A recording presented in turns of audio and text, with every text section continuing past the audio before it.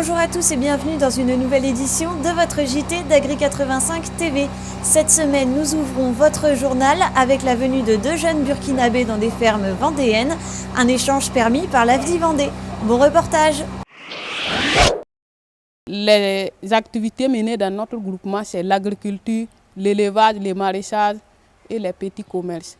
Mon centre d'intérêt que je viens à AFDI ici pour bien améliorer et pouvoir partager avec les gens de mon union, c'est l'agriculture, l'élevage, le maraîchage, organisation et commercialisation des produits agricoles et animation. Comment être un bon animateur. Depuis le début du mois, Limata Ouedraogo découvre la production laitière aux côtés de Camille Mornay. Comme 10 autres burkinabés, cette jeune animatrice de coopérative participe à un échange avec l'AFDI Vendée, durant lequel elle va appréhender la vie de plusieurs exploitations. L'AFDI travaille à deux missions principales, l'aide à l'éducation, au développement au niveau de chez nous, des pays du Nord, pour comprendre un peu l'agriculture des pays en voie de développement, et l'accompagnement des organisations paysannes au niveau des pays en développement. Donc cet échange se déroule sur 2 mois, avril-mai. Les animateurs paysans découvrent 3 familles d'agriculteurs pour découvrir l'agriculture de chez nous et tout l'environnement qui est autour de chez nous, que ce soit au niveau des écoles, au niveau de la commune, au niveau de la coopérative, au niveau de tout notre environnement d'agriculture. Dans ma première famille, j'ai découvert l'élevage à l'étang. Ça m'a impressionné beaucoup. L'ensilade, là même nous, on ne connaît pas faire ça. C'est en venant ici que moi j'ai découvert ça. Je sais que l'herbe est vraiment riche pour les animaux. Moi aussi, je vais aller dire avec mes collègues comment ça se passe ici pour que nous aussi on puisse améliorer notre l'élevage. Les discussions sont toujours à deux sens. Il y a toujours je t'apporte mon expérience, tu m'apportes la tienne et c'est l'objectif aussi. Autrement, c'est pas à sens unique du tout. On se dit qu'aller là-bas, ça doit être très enrichissant parce que rien que le fait de vivre sans eau, sans électricité, on devient humble d'une certaine façon parce qu'on se dit que nous, on a énormément de confort par rapport à eux. J'aimerais vraiment faire développer l'élevage des volailles. Et pour les bovins, c'est un peu difficile pour moi, mais pour les volailles, je vais aller essayer de les faire. Ça me plaît beaucoup. C'est une ancienne au niveau national qui ne veut pas s'engager et pourtant qui avait signé il y a quelques mois comme quoi il s'engagerait sur le cœur de gamme qui rémunère les éleveurs et essaye de nous faire miroiter qui sont prêts à s'engager mais pas à hauteur cœur de gamme. À l'appel national de la FNB, de la FNSEA et de jeunes agriculteurs, plus de 70 producteurs vendéens de viande bovine ont manifesté leur colère mercredi 17 mai devant les magasins Leclerc des Herbiers et du Poiré-sur-Vie.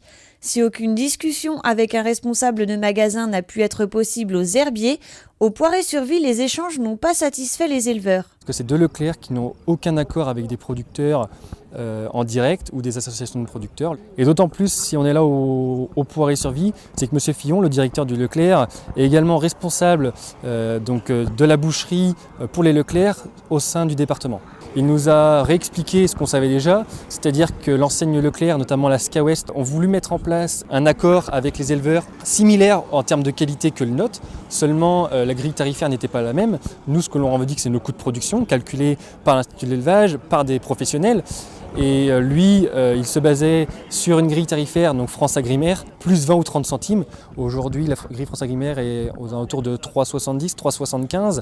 Si l'on rajoute les 30 centimes qu'ils nous proposent, on arrive peut-être à 4 €, mais ce n'est pas suffisant parce que notre coût de production pour ces animaux-là, on est à 4,50 pour le producteur. Donc on voit bien que même si on signait leur accord, on pourrait peut-être se satisfaire d'être payé un peu plus riche que notre voisin, mais au final, on finirait par mourir exactement de la même façon, peut-être moins vite, mais de la même façon. C'est ou nos coûts de production ou rien. Il y a certaines enseignes qui ont signé, certains magasins, même d'autres Leclerc sur le département qui fonctionnent.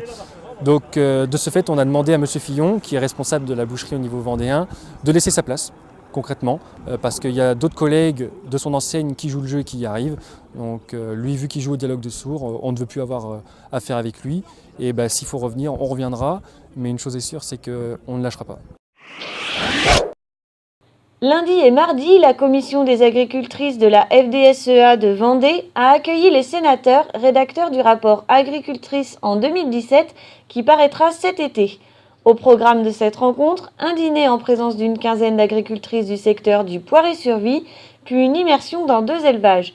L'occasion d'échanger sur les difficultés rencontrées par les agricultrices au quotidien formation continue, statut, retraite, accès aux fonciers ou aux capitaux. Les 2 sénateurs vendéens Annick Billon et Didier Mandeli ont souligné qu'au-delà de faire un état des lieux de la situation, ce rapport sera force de proposition.